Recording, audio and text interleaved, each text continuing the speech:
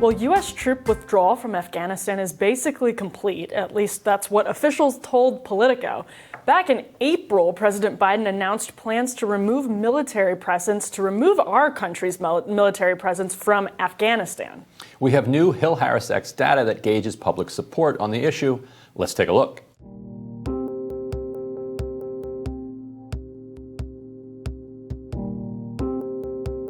I believed that our presence in Afghanistan should be focused on the reason we went in the first place, to ensure Afghanistan would not be used as a base from which to attack our homeland again. We did that.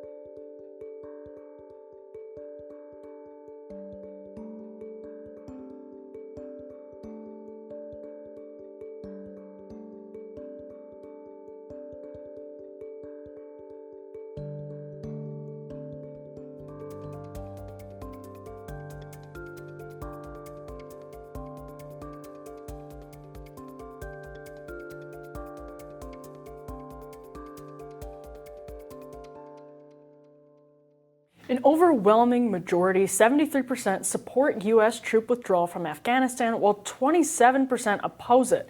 That's consistent with when this question was asked in April, as you can see right there. Ryan, what's your take on these numbers? Well, my first take is that 20 years were completely wasted. What the media never talks about is that the Taliban, within weeks of the U.S. invasion of Afghanistan, offered A, to surrender, and B, to give up Osama bin Laden. Their only condition was that they would give Osama bin Laden to some third party, Pakistan, to the United Nations, whatever. They were not going to turn him directly over to the United States, but they would turn him over to the custody of some other actor so that he could be held responsible for this. The United States turned down both of those offers and continued the war for another 20 years rather than just allowing it to end. Then the result is that now the Taliban is marching back towards Kabul. They've been reinvigorated after seeing the absolute corruption and mismanagement from the U.S. proxies in Afghanistan. I think it's pretty interesting that Democrats are less supportive, and it's concerning and troubling that Democratic voters are saying they're less supportive of the withdrawal. But hopefully it's too late for that to matter and that we're out of there. So people forget how essential Donald Trump's sort of anti-interventionist foreign policy messaging, at least, was to his initial victory in 2016. And it's amazing to look at the bipartisan agreement over fatigue in Afghanistan when you have, as Ryan says, 20 years of this. You even have Republicans under a Democratic administration overwhelmingly supporting the decision to withdraw troops from Afghanistan. I think this actually has very serious implications for American foreign policy going forward. The political establishment here in Washington, for reasons I think Ryan just alluded to, have motivations to engage in some of these conflicts. And a lot of that is, at this point, it has coalesced and congealed into this ideology of nation building. But I think to the extent that this has serious consequences for our foreign policy going forward, the public's fatigue with the consequences of that neoconservative and honestly neoliberal approach to foreign policy is going to push people like the Donald Trumps closer to the mainstream. It's going to push people like sort of far left progressives into the mainstream, your Bernie Sanders into the mainstream on both sides, sort of populists on this issue. And that's going to force a lot of people here to rethink how they talk about these things. Right. And what a lot of people forget is that the reason that Liz Cheney broke with Republicans first and started working with Democrats was to oppose Trump's effort to get troops out of Yes. Afghanistan. That was the thing. And then later, to see MSNBC and kind of mainline Democrats celebrating Queen Liz Cheney for her renegade status among Republicans, you could only be excited by that if you were A, deluding yourself about what was going on, or B, excited by war. And some of them are both. And so while a majority of voters across party affiliation approve of the removal of U.S. troops from Afghanistan, support among Democrats dropped 9 percentage points from a few months ago. All the while, headlines from major liberal media outlets sound the alarm for leaving the country. And so, you're seeing, a lot of kind of mainstream, kind of liberal media, worried about the consequences of the withdrawal, which, people should be, in the sense that we broke this, and now a lot of the consequences are going to be on us. That is on our conscience. The question, though, of whether further U.S. intervention would have done anything to make the situation better has already been answered by our history of interventions, and the answer is no. We have run the cost-benefit analysis on this, and clearly I think that's what people are reacting to. I mean, the American people are looking at what has happened over the course of the last 2 decades and saying the cost is not worth the benefit. And even President Biden himself tries to argue, and that's the key part of his argument, he tries to argue that we've done what we needed to do in Afghanistan, which is making sure there are no potential attacks on our homeland germinating from that country to the extent that and we had done that within 2 weeks of being there. So while taking questions on July 4th, President Biden got frustrated when he was asked about Afghanistan, saying he only wanted to talk about happy things. Let's take a look.